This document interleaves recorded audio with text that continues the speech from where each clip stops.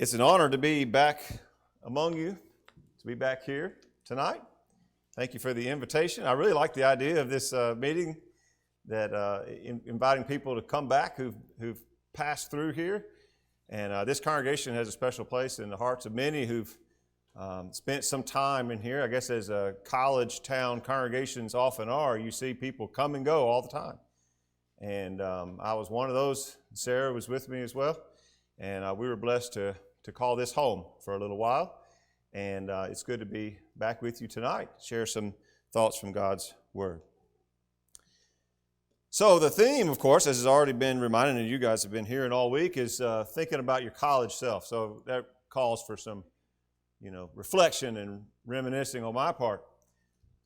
Now, I had already won the lottery at this point. I hit the jackpot because I had Sarah, while we got married while I was here. So I was here in 96 through 98. In the summer of 97, summer before my senior year, we got married. And so that would be coming up on our 25th anniversary this summer. I don't know how many of you, I've already seen several of you that I recognize that were here, and I know there's quite a few of you who were not here at that time. Now, could I go back and talk to this knucklehead? Well, what are some things that I would say? Well, as you can tell there, I don't know why our furniture, this is a little house just to the south of us here. And I don't know why our furniture is outside. And, we're happy, but we don't really have our act together, to be honest, at this point in life. And I was thinking about like financial choices that I made and things that I would maybe do differently if I knew then what I know now, kind of thing. I would tell myself, hey, in about 6 months, you're going to be tempted to make a spur-of-the-moment purchase on this truck. Don't do it. It's not worth what they're asking, and you're going to lose a bunch of money when you sell it. And about 6 months after that, you'll be at work, and everybody will talk you into thinking you need to build a home.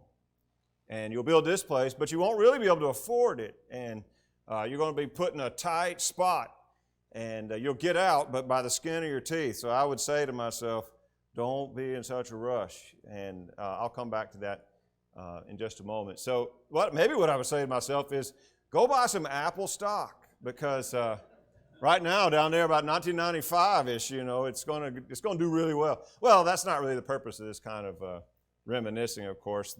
A lot of things you don't know how they're going to go, and with hindsight, things are a lot clearer.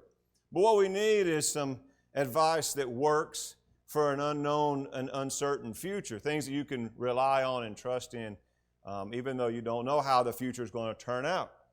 And I am not a financial expert by any means, but thankfully we have God's Word, and we have the wisdom that comes from above. And that's why we're here. In fact, I'm sure you didn't come because you heard that I was some kind of financial guru. You came because you want to hear a sermon from the Bible, and that's what I'm going to share with you tonight, some wisdom from God's Word. Now, when you think about wisdom, the book of the Bible that probably comes to mind, Proverbs. At least that's what I think. Where's some wisdom? Where do we find wisdom? Of course, the whole thing is wisdom. But in terms of just practical, like daily advice for how to carry yourself through life, you can't do much better than looking at Proverbs. And there's quite a few Proverbs, as it turns out, having to do with handling money. And so that's where the bulk of our lesson tonight is going to be, considering some of God's wisdom that was revealed through the Proverbs. I'm going to have them just kind of pop up on the screen because they kind of come from all over the book. And I'm reading from the English Standard Version. So I'm going to share these Proverbs with you by topic. And that's kind of what we'll be examining tonight. One thing that's amazing to think about before you even get started is consider how different the world of the authors of the Proverbs was from our own. So you're going back to at least David, Solomon era for most of them. Solomon collected a lot of Proverbs. Some of them, who knows how old they were. But you go back to wisdom from 2,000 years BC, or 1,000 years BC, I guess 3,000 years ago, on the other side of the planet, in a completely different economy, completely different part of the world, completely different culture. And you would almost wonder, what kind of financial advice could someone from that part of the world in that era give us in America in 2022? In a capitalist society, a completely different type of economy, the digital economy, and all these things were how could this possibly be relevant? But of course, we know as God's children that God's wisdom is timeless and is relevant always. And so when we see these things, these principles, I think you'll agree with me that the wisdom that was revealed so long ago is still very needed and very relevant. And in fact, even as I reviewed these things, I know we're talking about wisdom I'd give my college self. Some of these I need to be reminded of my almost 50-year-old self here. So it's good to be reminded of these things. Whether you're young and starting out, that's a good time to make good financial decisions. But all of us can always be benefited by spending some time reminding ourselves of the wisdom that God gives us in His Word. So, we start off right off the bat with the fact that money is not necessarily a bad thing. There's some benefits of money. Money has its place. In fact, this lesson is kind of strange because maybe we don't often think about a sermon on financial wisdom, but that God reveals a lot of things to us about managing finances because finances and money do have their place. There are some benefits. For example, Proverbs 10:15 says, "A rich man's wealth is his strong city. The poverty of the poor is their ruin." A lot of times we think of money in a negative context in the Scriptures, and there are lots of warnings about money, especially in the New Testament. And that's true, but money has its place. It's a tool, it's something to be used, and it is useful, and it can help us with the necessities of life, of course. And in fact, one of the signs of wisdom is someone who has the wisdom to save. Notice that Proverbs 21, verse 20 says, "Precious treasure and oil are in a wise man's dwelling, but a foolish man devours it." It's a sign of folly and foolishness to just consume everything you have as soon as you get it so that it's gone and you got nothing to show for it. Maybe we've all been there. You're consuming as fast as you're bringing it in, it's being consumed.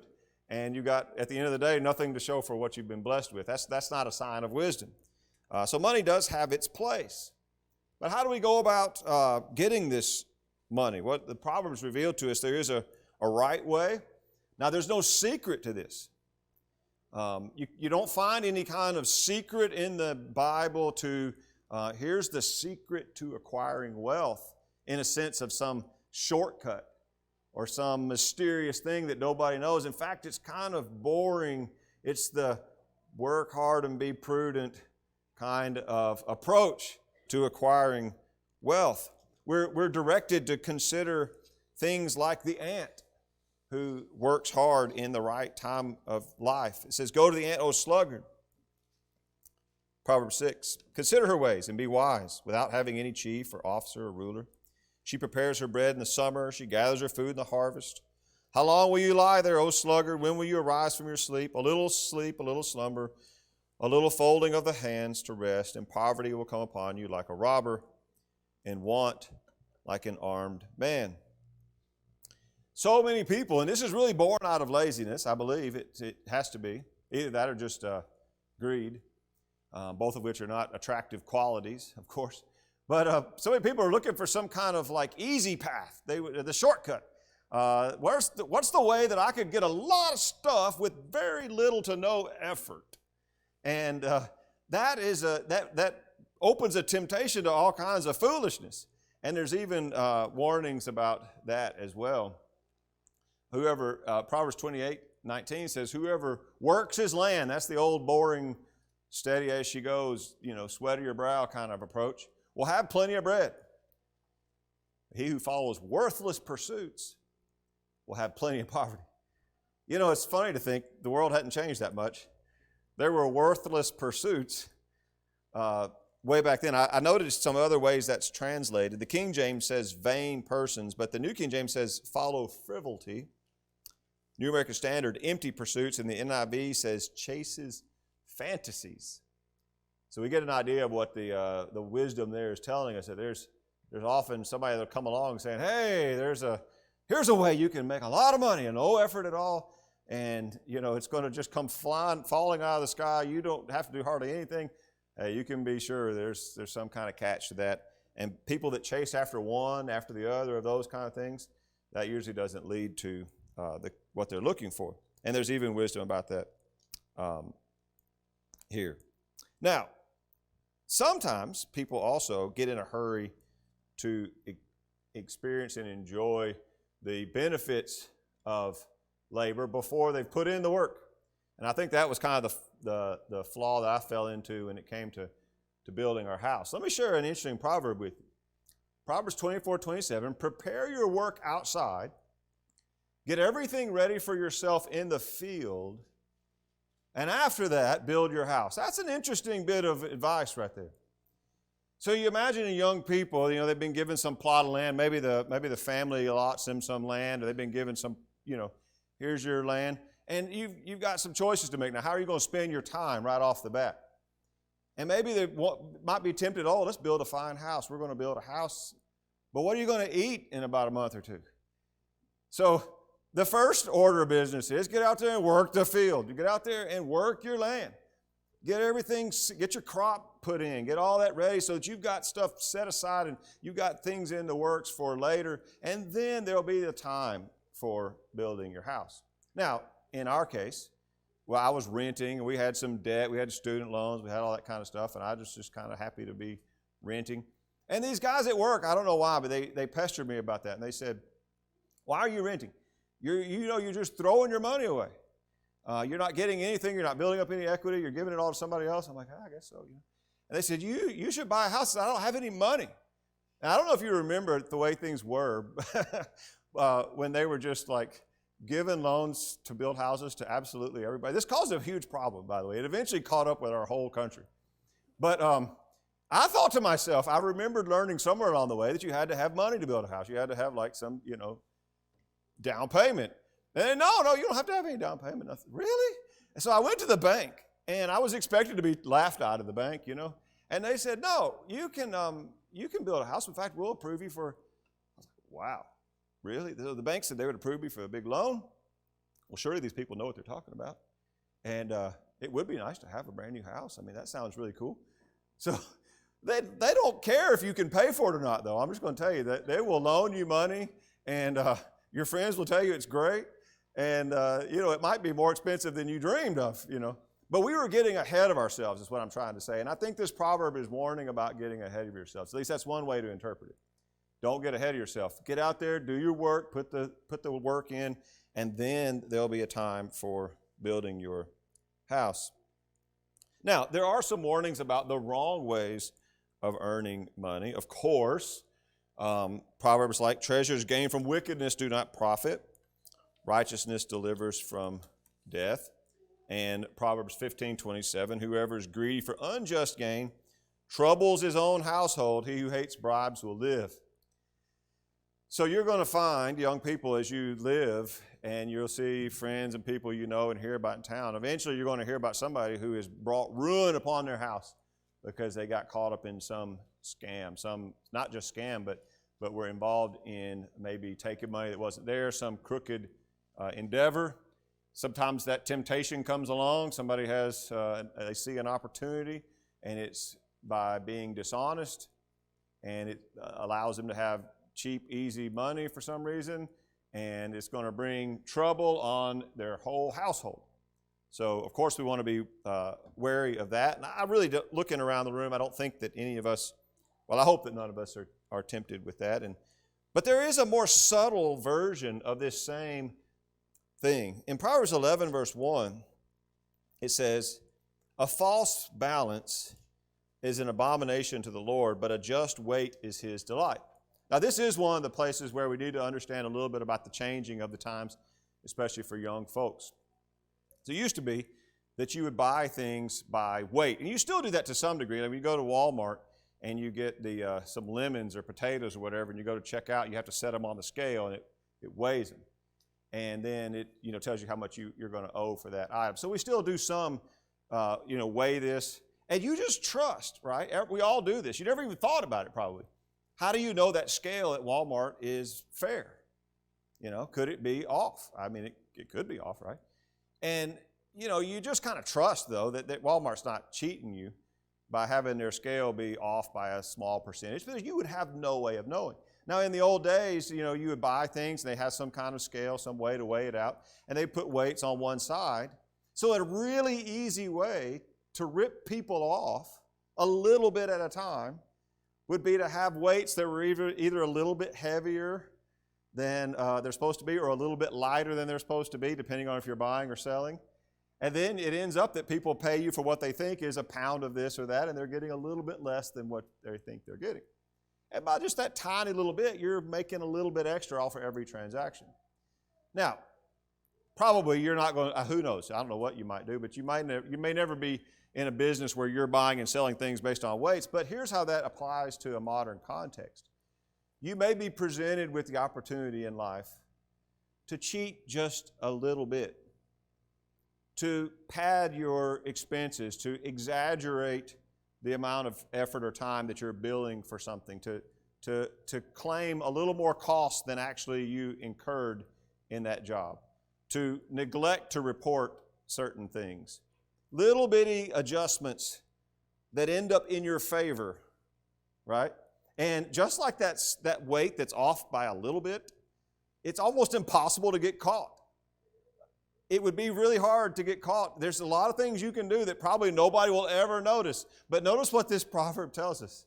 It is an abomination. God knows. God sees that guy that's cheating every single customer a little bit. He sees that even when nobody else can see it. And so do not fall into the trap of making a little bit of extra money by a little bit of dishonesty by just skewing things in your favor in business dealings with people. Be honest and upfront and have integrity. That's the way to be wise and be blessed in your deeds. Another warning, wealth gained hastily, or the New King James says by dishonesty, will dwindle, but whoever gathers little by little will increase it. Again, this is not the get rich quick scheme. This is in fact the opposite, which is simply put the work in, just accumulate it a little at a time, and be content with what you have, which we'll come back to that at the end. Now, we've talked about wisdom of how to get money. Let's talk about some wisdom for how do we spend our money once you've got it. If you start at the beginning of Proverbs, you just start looking for wisdom on spending money or wisdom on money at all. One of the first ones, if not the first one you come to, is Proverbs 3. And I think it's fitting that this is the first one because it says, honor the Lord your God, honor the Lord with your wealth, with the first fruits of your produce. Then your barns will be filled with plenty, your vats will be bursting with wine. So the idea here is that in their days, if they planted a crop or if they planted a tree, and around this time of year when things start to bud, they're going to put on, and then once that first fruit was ripe, or you go out and you get the first red tomatoes off of the vine, or the first grapes that become ripe on the vine, whatever the first, God said to his people, that belongs to me. And he expected them to give him their first fruits, to offer that to the Lord. And he told them, if you honor me with your first fruits, you'll have plenty. But God wanted to be put first. And he still wants to be put first. He wants to be first place in our life. And when we are blessed, when we are rewarded for our labors, we ought to think about God and honoring him with our wealth way up high on our priority list. And I have to say, looking back and looking over my life, I don't think I've always, I can say for sure I haven't always thought that way.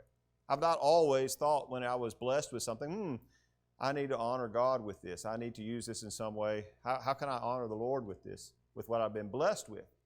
But he should be number one in our life. Seek first the kingdom of God. Then all these other things like what I'm going to eat and wear and all the rest of that will take care of itself if we put God as our number one priority.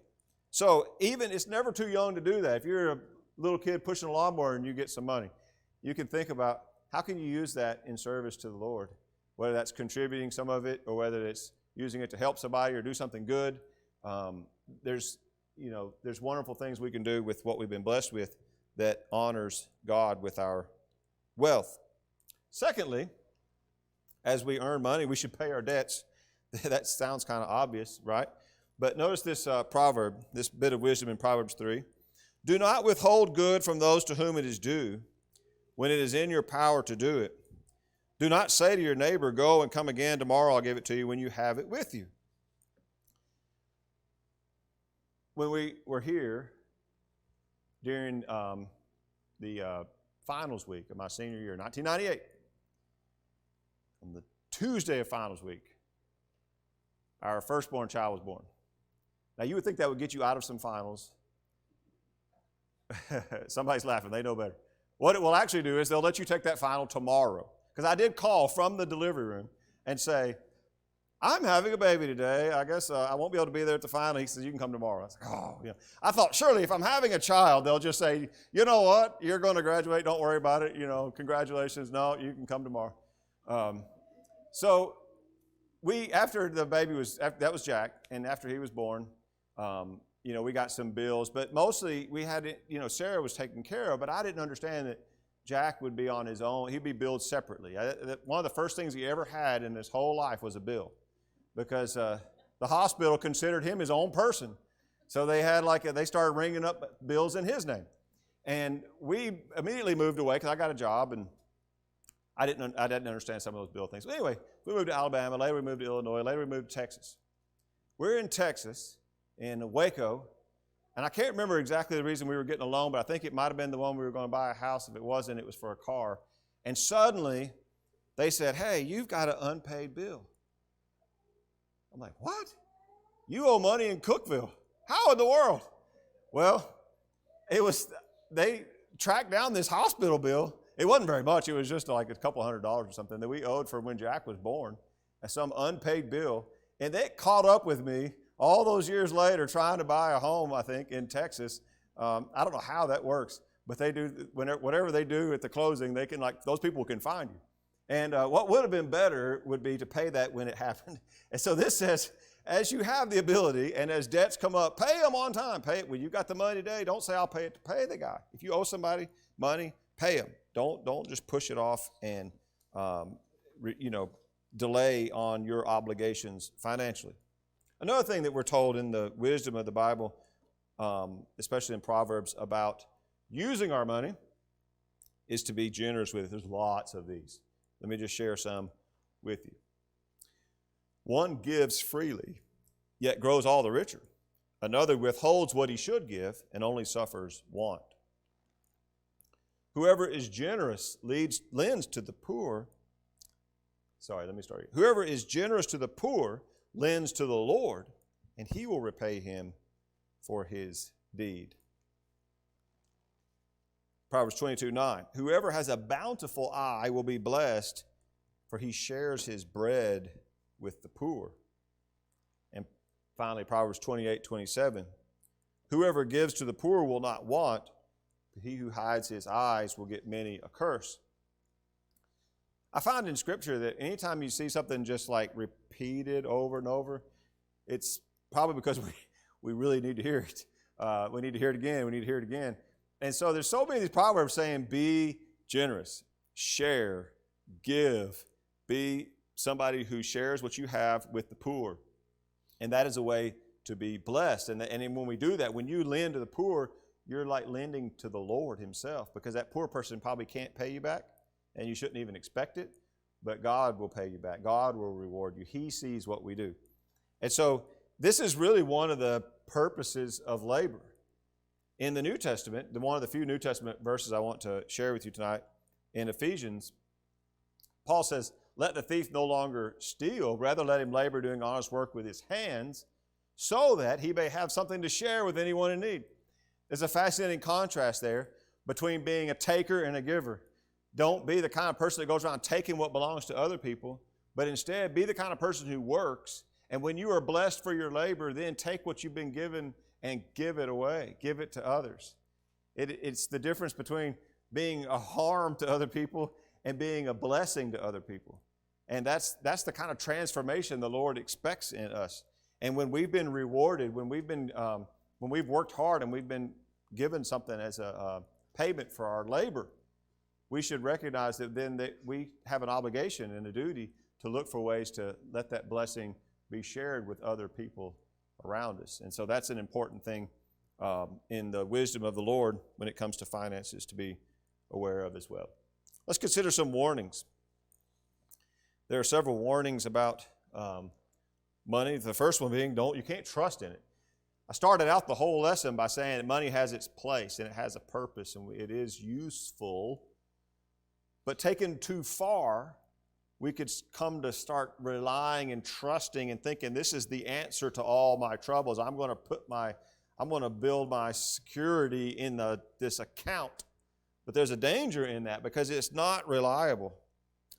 Proverbs 11 verse 28 says, whoever trusts in his riches will fall, but the righteous will flourish like a green leaf. In Proverbs 23 verses 4 and 5 say, do not toil to acquire wealth. Be discerning enough to desist. For when your eyes light on it, it's gone. Suddenly it sprouts wings, flying like an eagle toward heaven. I've been watching, especially during the pandemic, there was a flurry, it seemed like, of activity of people chasing after various investments that would turn around some huge quick return. And they would post about this. And so some people made some incredible money in a heartbeat. Bought some crypto thing or buy this or that, and they, paid pennies for it and turned around. The next thing you know, they got thousands of dollars. But just as fast as it went up, it would go down. And so some people, they saw this same thing happen. Like one day they've got this huge account. The next thing you know, whoop, it's gone. And money can be that way. It can come quick and go quick. And so imagine if you have your whole security or your trust is in this account, this egg, this financial thing, and you think that's what's going to be there for me. That's what's going to provide me happiness. That's what's going to give me security and help me if I ever get sick. And this is I'm putting all my faith in this thing, but that thing could just disappear because you can't really rely on it. So it's not something to build your life on and put your trust in. Of course, only the Lord is that for us. Another interesting proverb, just kind of an interesting one to consider, is that we should pay attention to our financial affairs. As Proverbs 27, 23 and 24 says, know well the condition of your flocks, give attention to your herds, for riches do not last forever, and does a crown endure to all generations. I find there are some people, this just comes naturally. They're very into the books. They pay attention. They know what the balances are. And that's a good trait. Then there's other people, and I think I'm more like this other camp, that just could sort of care less and doesn't pay attention. That's not necessarily wise, though. In fact, that can bite you. That can get you in big trouble. So you need to pay attention to the condition of things. You need to be aware of that because it's not something that necessarily would just take care of itself. And there's a wisdom in being a good steward. There's a wisdom in being aware and being mindful of your affairs. An interesting one that comes up, I believe, at least 4 times in the Proverbs. I'm a little surprised by the emphasis placed on this particular bit of wisdom. But notice how passionate the author is about it. My son, if you have put up security for your neighbor, if you've given your pledge for a stranger, if you're snared in the words of your mouth, caught in the words of your mouth, then do this, my son, and save yourself. For you've come into the hand of your neighbor. Go, hasten, and plead urgently with your neighbor. Give your eyes no sleep, and your eyelids no slumber. Save yourself like a gazelle from the hand of the hunter, like a bird from the hand of the fowler. This is when someone asks you to be a security for some endeavor they're going for. And there's several passages that warn about this. Like, don't put your financial security on the line for someone else's venture. And I think it's implied in that. In fact, in this next proverb, another example of that, it's implied that you don't overextend yourself. Notice what it says here, be not one of those who gives pledges, who puts up security for debts. If you have nothing with which to pay, why should your bed be taken out from under you? At some point, someone's going to come along and they're going to be in a bind, and they're going to say, would you co-sign on this loan? Would you help me get, and I've had somebody ask me that. I don't know how many of you have had somebody ask that. Like, hey, would you co-sign on this loan? The wisdom we've seen so far says this: share, give, help. Don't co-sign on a loan. And that's an interesting, it's an interesting contrast, isn't it? But we're just warned about becoming entangled in the financial affairs of other people. So that's part of the wisdom that comes from God. And of course, one that we probably all need to be reminded of is the danger of borrowing the danger of debt. This is a proverb to kind of burn into your mind if you're a young person and you have a clean slate. The rich rules over the poor, and the borrower is the slave of the lender. The shortcut path today to having whatever you want is, you can have that now, and you don't have to pay anything for 12 months. You can get that now, and you can just swipe. We'll give you this card, fill out this little form, and you only have to pay $10 tonight, and you can take it home with you, and you can have all these things. But before you know it, you piled up a whole bunch of debt that comes due eventually, and you become a slave to just the debt that you owe. And that's not a good feeling. It's not wisdom to be enslaved by debt, although I think that the statistics would show that is something that our society has become kind of addicted to. And I've certainly made my fair share of those kinds of decisions as well, and it's always a good feeling to get free of that shackle when you can, to kind of get rid of that master who's kind of got the claim on you. It's better to avoid that, and that's a wisdom that we're given. Okay, coming down the home stretch here, I want to leave you with two final important bits of wisdom. The first one is what Paul calls the secret. Remember that Paul says, I've learned the secret to having a little bit and having a lot, to being in hunger or having an abundance. The secret. So here's the secret. If you're looking for a secret, it's contentment. I love this proverb. Better is a little with the fear of the Lord than great treasure and trouble with it. Better is a dinner of herbs where love is than a fattened ox and hatred with it. Thinking back on college days, the whole theme of this lesson, a lot of times people refer to those years in your life as your salad years. I don't know exactly the origin, if that means because it's like the first course or if that means because you just eat a lot of cheap food like salad. I don't know. But it's like, your salad year, it's like the prelude to the main course, right? You're just having some lettuce. And that's okay, and I like salad anyway. But you look back on those times sometimes, and you're so eager to have things and grow. But sometimes you look back and you realize that was like really, really happy times when things are simple and you don't have much. But if you have a dinner of herbs and love, that's a lot better than sitting in some fancy house having achieved some wild level of earthly success, but have your life falling apart and have misery and trouble and hatred. And that's the fact. That's true for a lot of people. There's a lot of people that live in some big mansion, or they have like what appears to be everything from the outside. They put a good image forward on social media, and they make it seem like they're living the best life possible. But it may be that behind the scenes, their life is in shambles, and that would be really sad. It's better to have a little bit and fear the Lord, and to learn to be content, whether you have a little or a lot. Paul says the secret to it all is learning contentment with what you have, and not being impatient, not being envious, not coveting what our neighbor has, but being content with what you have. And the last thing is that there's something much more important than all of this. And in terms of the Proverbs, there's something more important is seeking after wisdom. Proverbs 3 says, "Blessed is the one who finds wisdom, the one who gets understanding. For the gain from her is better than the gain from silver, her profit better than gold, more precious than jewels. Nothing you desire can compare with her. Long life is in her right hand. In her left hand are riches and honor. Her ways are ways of pleasantness. All her paths are peace. She is a tree of life to those who lay hold of her. None who hold her fast are called, those who hold her fast, are called blessed." So the wisdom here is that there's something, we've been talking about money because that's the topic for tonight, right? And thankfully, God, who gives us, everything we need for life and godliness in His Word, He's revealed these things to us. He's given us quite a bit of guidance in making financial decisions. And that's good. It helps us.